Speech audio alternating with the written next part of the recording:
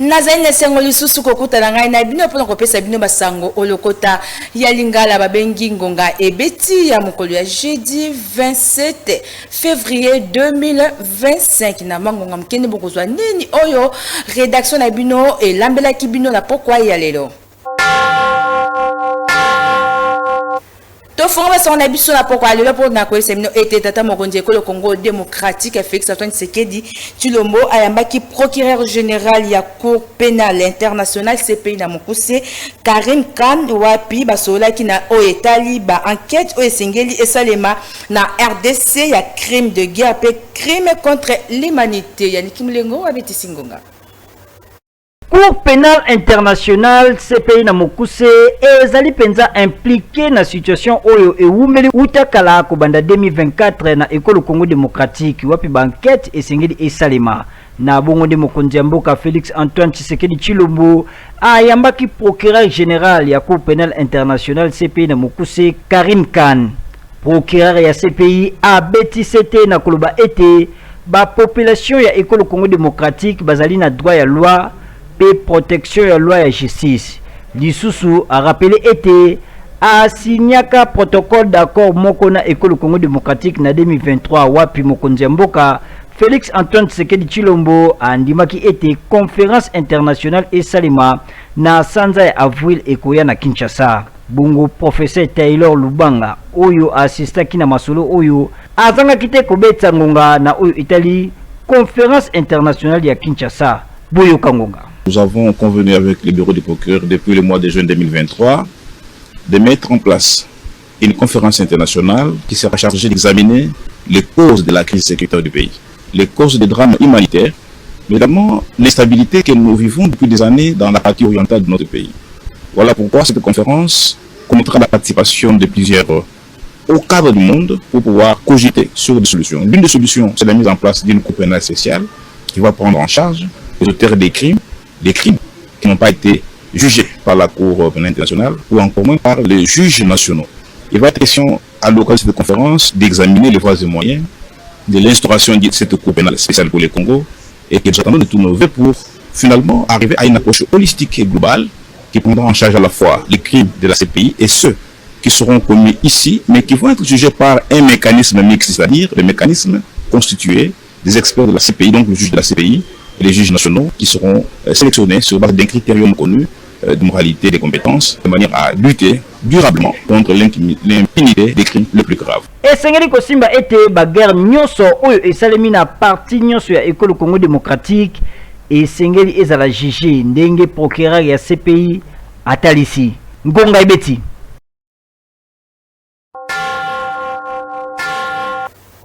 Jean-Pierre Bemba Gombo akobaki sensibilisation na ye bilenge mokolo ya jeudi 27 février 2025 na campus ya université ya Kinshasa liboso ya etuluku ya ba étudiant o bayaki koyoka ye na bokebi nyonso wapi ya sengi na bilenge basa role na mapinga ya FRDC Piris Pembele abeti singonga.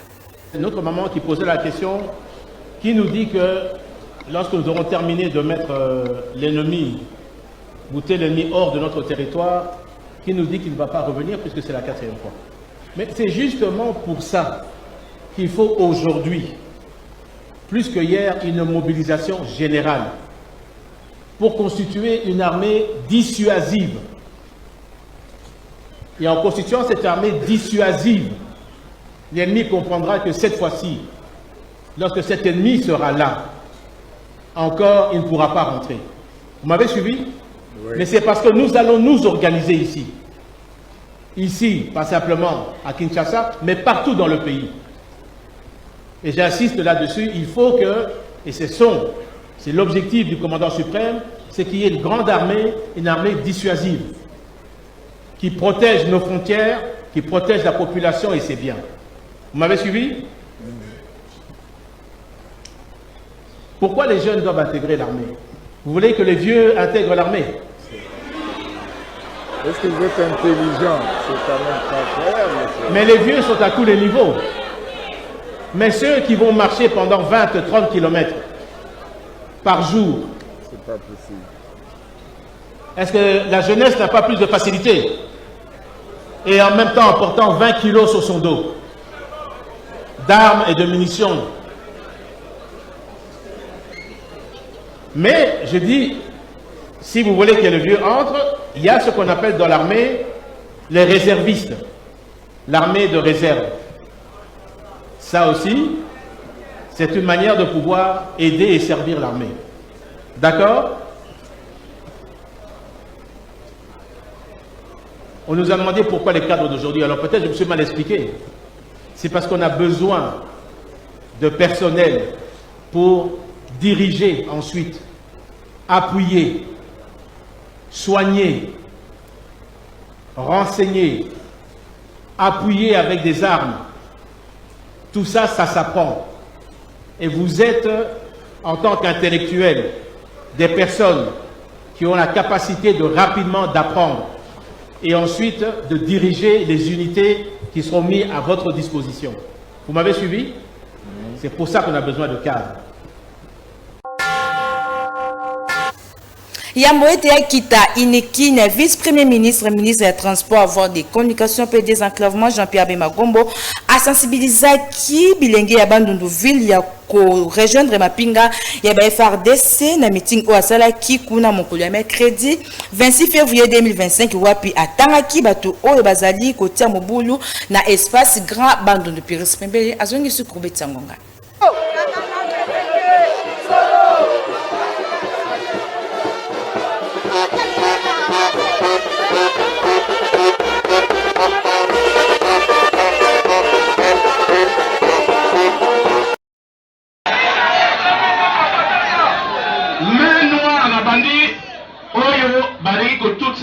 Mitou. Awa depuis que ngai na botama na tabo na Zaire tisikoyo RDC jamais na tika ko kaka awa na grand Bandundu bato pasa ko bomana tribu mais est-ce que boyebi moto ya sasi mabia ko wana Kabila na koyem sabino tokanga pe bato na bango bapesa pe biso renseignement nyonso nani azotinda mbongo nani akorompaka bango nani aza koboma bashefe na bino nyonso tu ezali Kabila bonani Kabila Martin Fayulu a saigné na bakongomani nyonso ba privilégié cohésion nationale face à risque ya balkanisation o ezali ko menacer ekolo na ko evitaka nyonso oyo ekoki ko kabola bango azali micro ya Jersina Tubape Yannick Mulengo. Notre pays est en train d'être détruit sous nos yeux.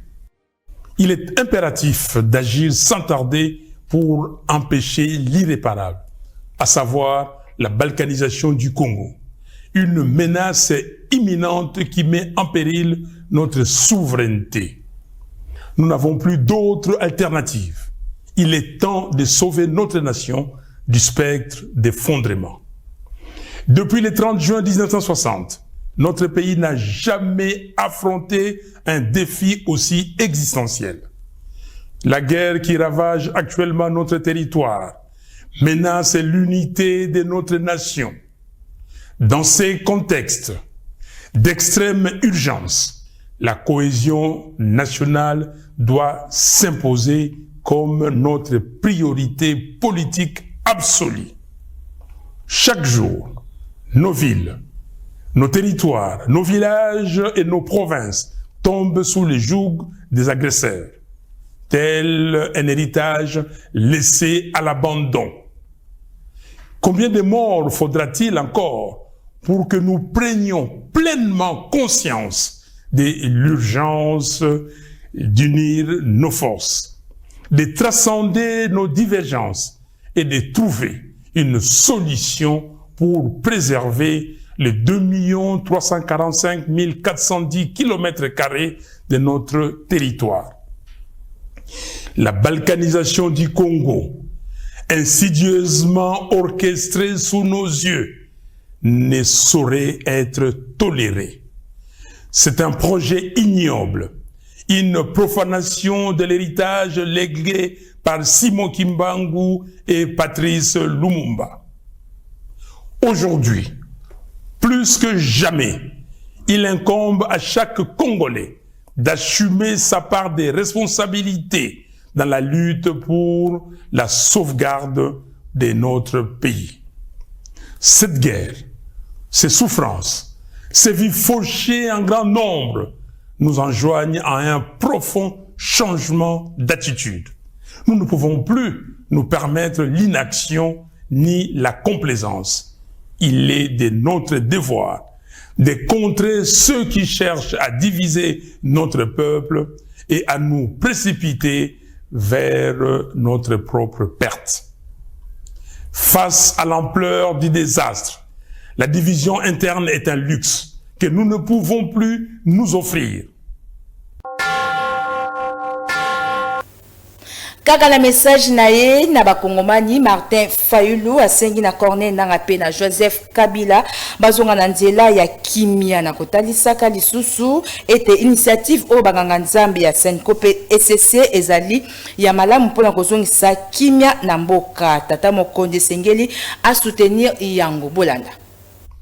L'initiative congolo-congolaise que nous qualifions de processus de Kinshasa proposé par la CENCO et l'ECC constitue une opportunité historique pour mettre fin à la guerre et reconstruire notre pays. Ce projet ne se limite pas à un simple appel à la paix. Il incarne une profonde refonte de notre approche politique, une véritable révolution dans notre manière de vivre ensemble. Je lance donc un appel ferme à tous les Congolais, quelles que soient leurs appartenances, à se rallier à cette dynamique de réconciliation et de cohésion nationale. L'heure est à la responsabilité individuelle et collective. Il est temps d'agir pour sauver notre pays. J'exhorte Corneille Nangaa à déposer les armes, à faire prévaloir l'intérêt supérieur de la nation en pensant à l'intégrité de notre territoire national et surtout à reconnaître les droits inaliénables à la vie de ses frères et sœurs. J'en appelle à Joseph Kabila afin qu'il se remémore tout ce que le Congo lui a donné et qu'il s'engage résolument en faveur de la paix.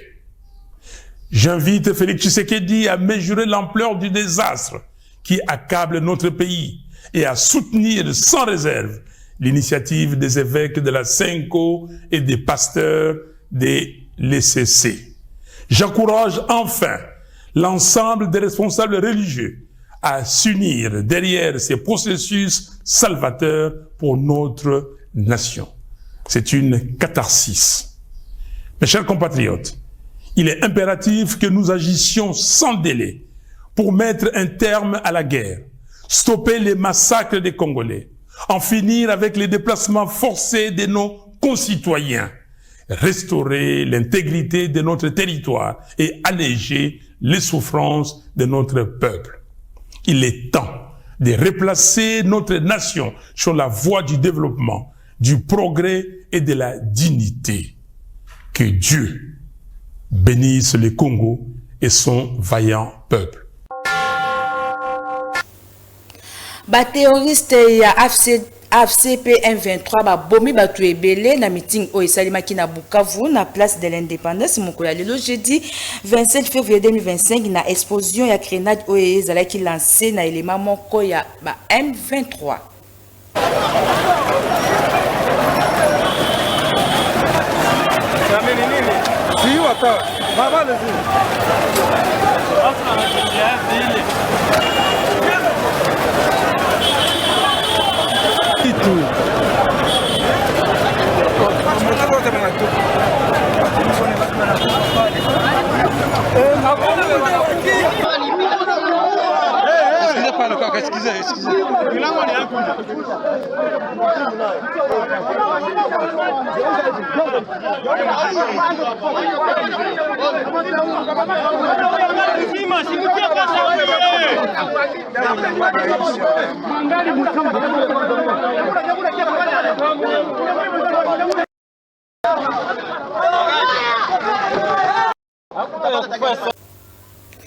Quand Kabila pe Kalfungula et outil kobimisa plus de 200 kuluna na bouclage au Salimaki na butu ya mercredi pour na kotanisa tongo ya lelo jeudi 27 février 2025 Michaloua azalaki na pona konta monga ebesi bulanda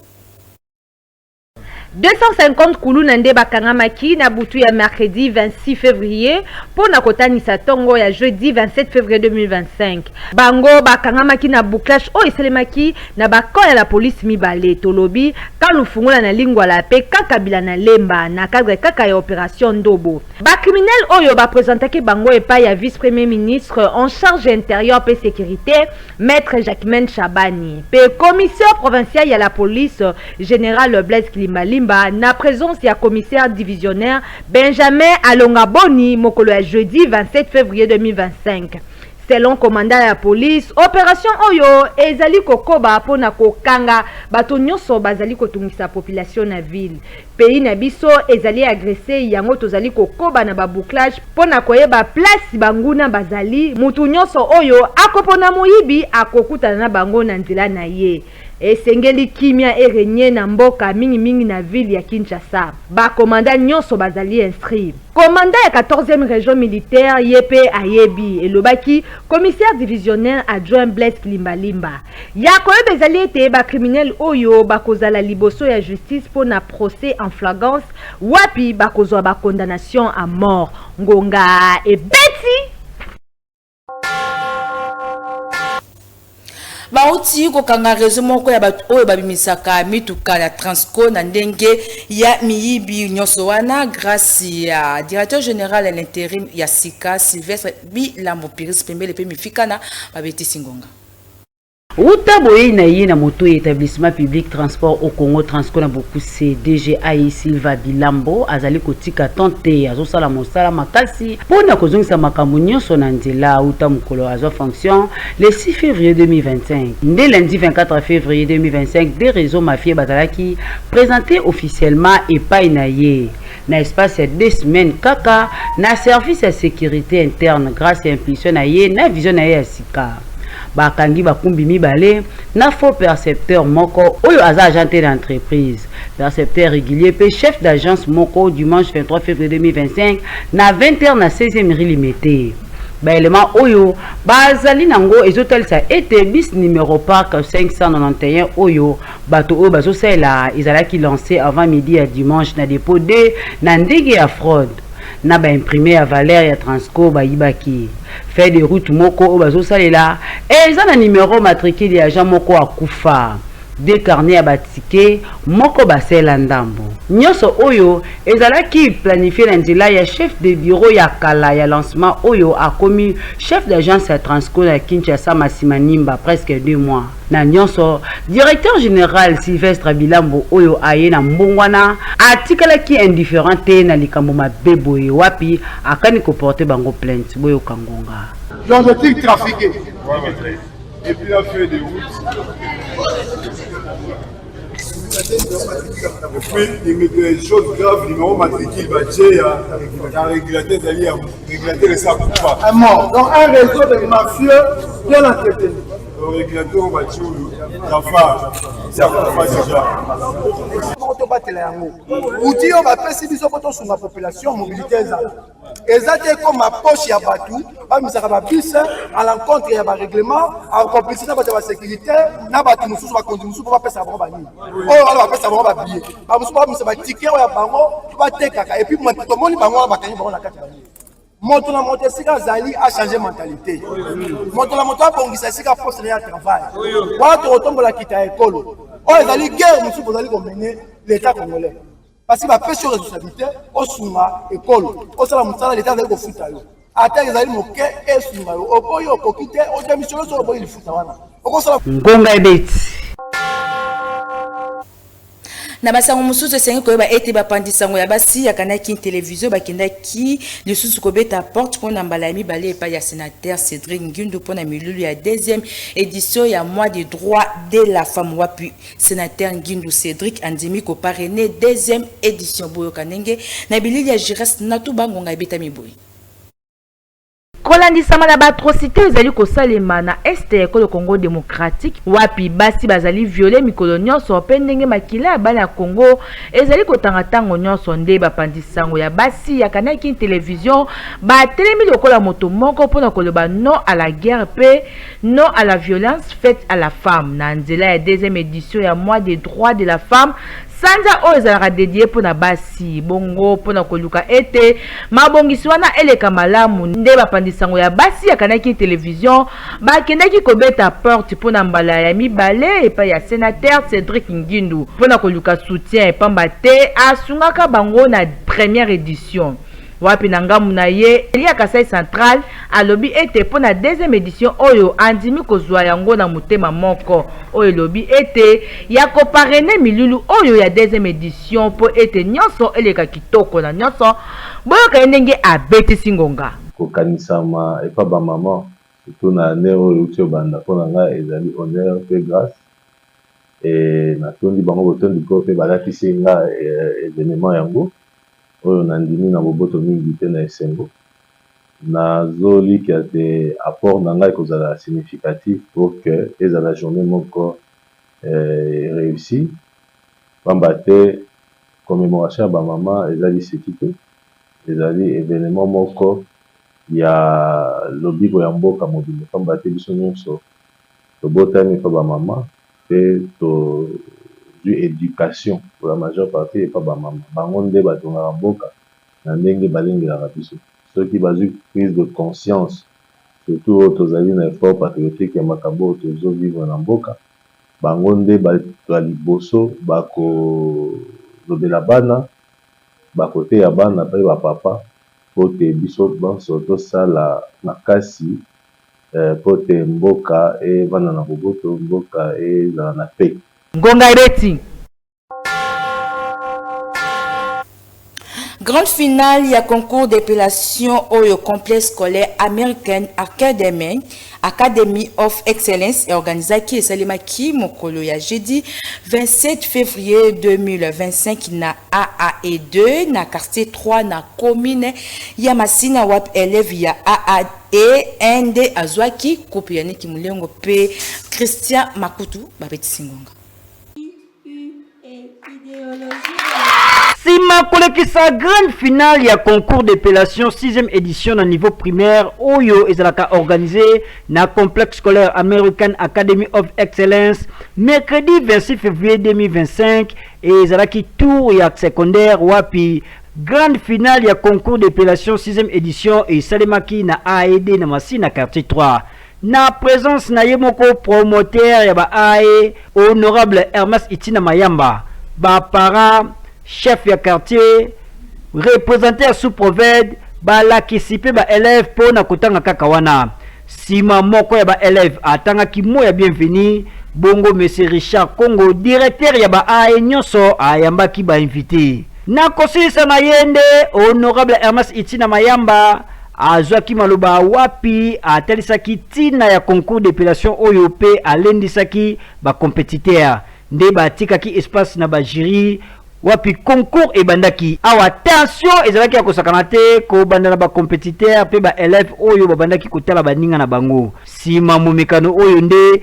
élève moko ya mwasi ya AE1 alongaki bongo ye moko honorable Hermas Itina Mayamba apesaki ye médaille coupe pe sac oyo ezalaki na ba objet classique nyonso boyo kangonga ba compétition oyo e consistaka na ko préparer bana to pesi bango ba ouvrage ba tangi ba maîtriser ba mots ba structure ba phrase ba proposition et après ba ye ko compétir entre bango donc tout ça là parce que to lingi bana biso ba maîtriser langue française pe ba lobaka correctement langue oyo eza utile ezali la langue nationale bon na baboti na koloba ba pesa biso toujours confiance parce que bana bango baza entre les bonnes mains bango mo bazomona que dans nos écoles non seulement toujours enseigner science, toujours organiser des évaluations, mais tu organiseras des compétitions et permettre bana activité activité culturelle,